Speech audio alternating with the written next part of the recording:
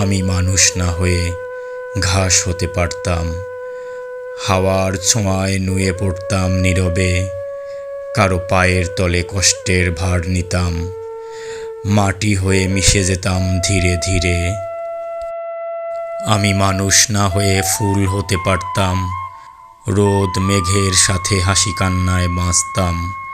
কেউ হয়তো আমাকে ছিঁড়ত, কেউ বা গন্ধ নিত, আমি নিজের সুরভি বিলিয়ে দিতাম বিনা শর্তে।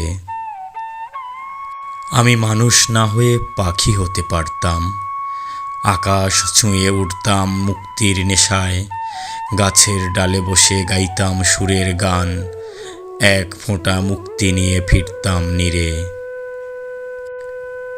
তবে কেন যে সৃষ্টিকর্তা আমাকে মানুষ বানালেন, এই প্রশ্নে নিজেকে খুঁজে ফিরি রোজ।